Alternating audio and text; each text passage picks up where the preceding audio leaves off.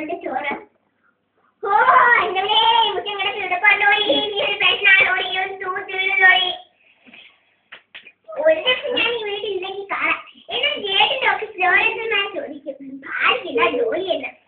ജേട്ടിന്റെ രവിനെ പറഞ്ഞ ഭാര്യ ജോലി ഇല്ലെന്ന ആരേത്? ആ ഗോപാല. എന്താ ഗോപാല? ചേച്ചി സാറ് പറഞ്ഞതനുസരിച്ച് പറമ്പിൽ തേങ്ങിയിട്ടുണ്ട്, പെറുക്കിയിട്ട് എനിക്ക് നേരില്ല.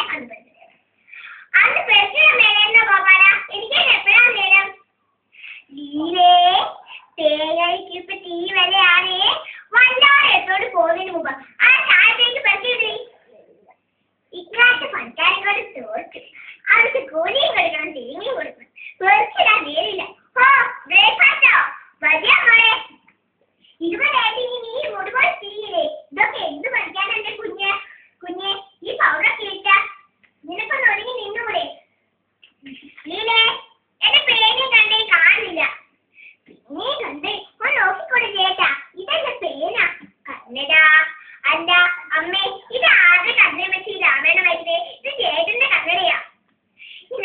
ഇത് കേട്ടോണ്ടിരുന്നാ നീ ഇങ്ങോട്ട് ഈ രാമായണം വായിച്ചേ. ഇത് കർക്കിടകവാ. അയ്യോ, അടുത്തൊരു പാല് വെച്ചിരിക്കുന്ന ആ ചരിച്ചു പോവും.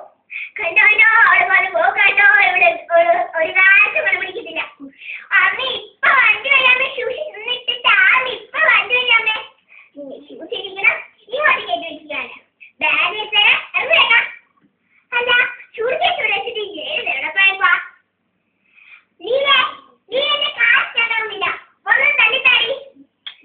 നിങ്ങളെക്കൊണ്ട് ഞാൻ തോറ്റ് കേട്ടാ. അയ്യോ, 2 കുട്ടികൾ നെൽസ് മുഷിച്ചു തുടങ്ങി. അത് കഴിഞ്ഞിട്ട് കഥകളെയും കൊടുത്തിട്ട് ചോർത്ത് പ്രത്യേകം നേമേ. കണ്ടില്ലേ ഇങ്ങനെ മറ്റൊരാൾക്ക് വേണ്ടി കന്നുകാലിയിൽ പോയി പണിയെടുത്ത അപ്പോൾ തന്നെ ആ ദുഃഖം ചെയ്യിച്ച് എത്ര വീട്ടമ്മമാർ ആരെങ്കിലും ചോദിച്ചാൽ ജാഗ്രതയോടെ അയാൾ പറയുകയായി, ഒരു ജോലിയുമില്ല,